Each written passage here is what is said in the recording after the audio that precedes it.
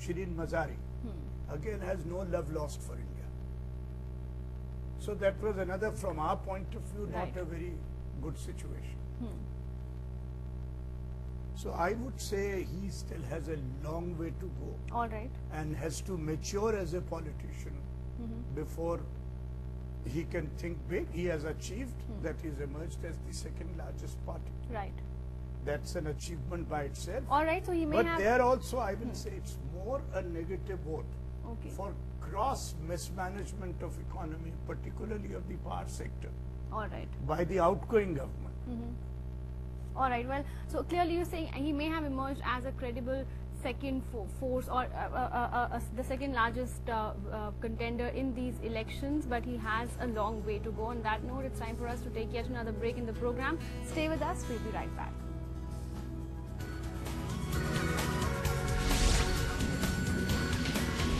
In the past. I think so. I think my reading is that in the domestic sort of context, the highest priority for him, I imagine, would be to get the economy back onto some kind of a stable contour.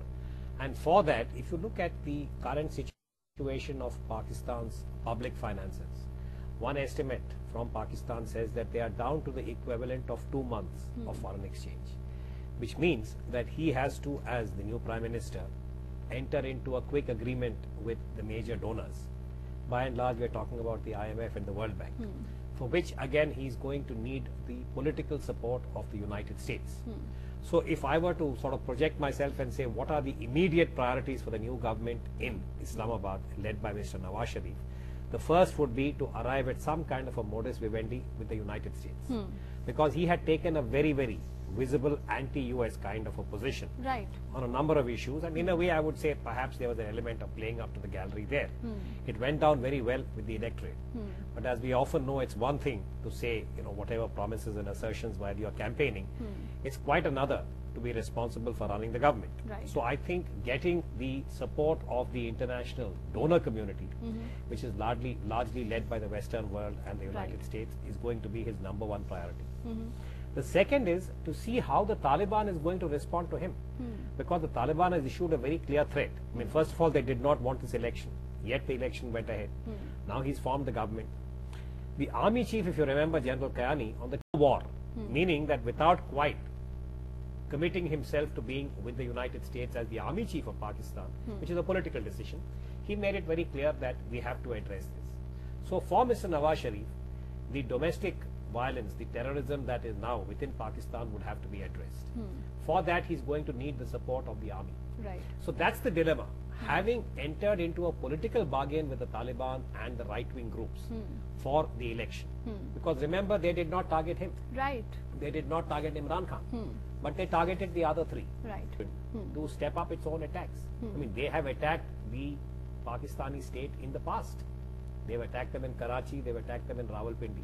So there is, you have to carry the army, which means that you have to have some kind of a compromise, because is General Kayani, as the outgoing army chief, going to say that things have changed overnight, we accept civilian supremacy, and we will do exactly what the Prime Minister tells us? I think it's unlikely. They have their own understanding about Pakistan's security perception, including India.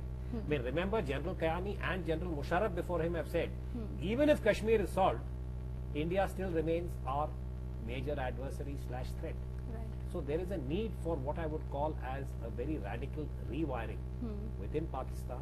But I think before Mr. Sharif gets that far, he has to address the immediate priorities, which is the financial situation in Pakistan and the Taliban threat, the security situation. Absolutely. So Rashmi, the Taliban threat is going to be the biggest problem ahead. Also managing the relationship with the US, he has to try and mend fences, also tackle the army with whom he has had. Yes, my worry in that is how the management, and now you have a distinction between good Taliban and bad Taliban, and horror of horrors, headquarters of Taliban is going to be set up in Qatar, and someday, who knows, as Hamid Karzai says, even Mullah Umar can run for presidency in Afghanistan after the American troops withdraw. So this is a scary situation. Time now for us to take yet another break in the program. Stay with us for the final segment of the show, where we discuss implications for India. As the new government is set to take charge in Islamabad, we discuss implications for Indo-Pak relations as well as the challenges ahead for Pakistan. Comrade Bhaskar, what does the return of Nawaz Sharif mean for Indo-Pak relations? India has welcomed the mandate. The mood seems to be pretty upbeat here. Well, the mood is euphoric, I think, in India, that, at least one cross-section of India seems to think that Mr. Sharif is going to come with the equivalent of a magic wand and that all problems are going to get resolved. Again, I do not want to be, seen as someone who's either jaundiced or cynical. I'm just saying that there is a certain reality about the Indo-Pak relationship to sit on the table and have a dialogue on all the outstanding issues, including Kashmir. Now, in that sense, there is a consistency of the Indian position that goes back to Mrs. Indira Gandhi and the Shimla Accord of 1972. But from then to now, for a variety of reasons, Pakistan has not been able to deliver, or they have taken recourse to certain initiatives, say for instance Kargil, or what we have seen in terms of the support to terror. So these, to my mind, are going to remain the principal challenges as far as the bilateral relationship is concerned. Right, but on both these fronts, he's made all the right noises. With then Prime Minister Vajpayee. But we know that soon after the Lahore Accord, we had Kargil. Mr. Nawaz Sharif was the Prime Minister when Kargil happened. General Musharraf was his army chief. So to that extent, he's aware of the institutional orientation of the Pakistani military, the intelligence agencies, and these terror groups that have been spawned by the Pakistani military. Right. So what we are now seeking is that he is able to deliver. I repeat this point that we wish him well, but I think it's going to be very, very uphill for him, because remember that even General Musharraf, he tried to deal with the about to change to the extent that he can. Look at trade and commerce, meaning that can the MFN, which as I said was approved by the predecessor government, be implemented. And no one is expecting that he is going to deliver on Mumbai within his first month as Prime Minister, because that will be too radical for any Pakistani Prime Minister. But to send out signals, particularly as far as the support to terror groups and the orientation of the headquarters of the Pakistani army is in Rawalpindi. I've said this very often, that the real decisions that India is concerned about are made in Rawalpindi and not in Islamabad. If he can actually establish that primacy of civilian control in Pakistan, and frankly, if anybody can do it, it is Mr. Nawaz Sharif. Because he's a chastened Prime Minister after the experience of Kargil. When he was deposed, he has spent time in exile in Saudi Arabia. One presumes that he has reflected on all the challenges that face Pakistan. But there is no doubt Pakistan's future lies in improving the relationship with India. Right. Can he convince his people and those who are inimical to India to accept this particular interpretation of where Pakistan's real interest lies? The United States withdraws in 2014. So, the kind of events that he would have to address are going to be big and complex. Absolutely. But, a very important point that Comrade Bhaskar just raised, Rashmi, much was being made of the role of the youth in these elections when you were calling it youth election in Pakistan.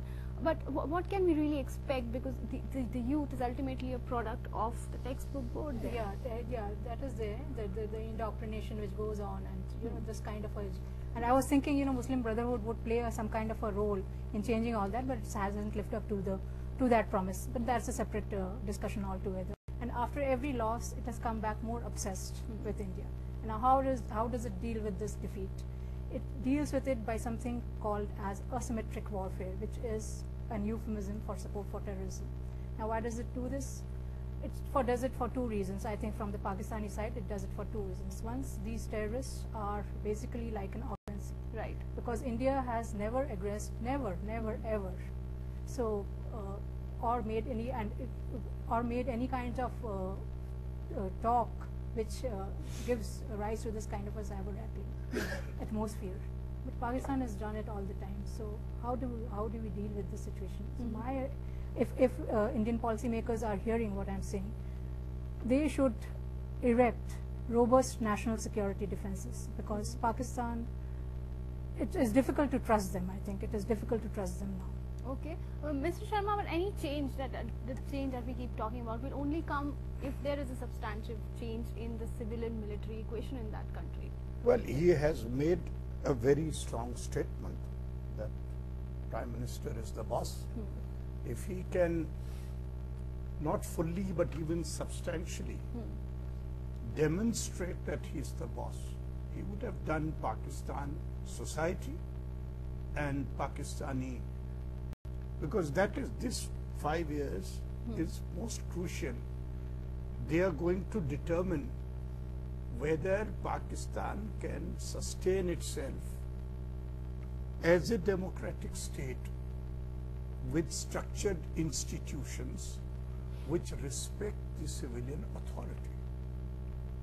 If he can work out that even given the sensitivities of the forces, but by and large, the people's perception is that the final arbiter is Nawaz Sharif, he would have done a service. That's one. Two, he is supposed to have made the statement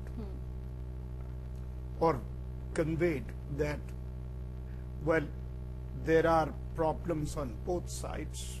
You cannot take public posture and with very intrusive and very hyperactive media today. And Vajpayee and then Musharraf and Dr. Manmohan Singh. Substantial progress was made on track. If that process is allowed to continue, then some kind of modus vivendi of peaceful coexistence can be reached. Another litmus test is how does he fix the economy if he can't play even little bit with the forces budget? So what would be the allocation for defense in the coming budget when it is presented is another pointer to things. Does he strengthen the election commission? Huge blog entries against the election commission and that what this 86-year-old man has done, etc., the chief of the election commission. They themselves have said that Karachi was not a fair election. How do we deal with that? So he can emerge as a statesman if he shows maturity and magnanimity, larger interests of Pakistan over his party's interest. And if he can ensure that there is no repeat of a major terrorist incident against India, that itself, because that will keep the process going, MFA and all other things going. And I am totally with Commodore on the question of the textbooks. I've myself said this for years, that it's time we made this into a... It was a pleasure having you all here, J.C. Sharma, Rashmi Singh and Commodore Uday Bhaskar. That's it for now in this edition of Insight. Thanks for watching. Goodbye.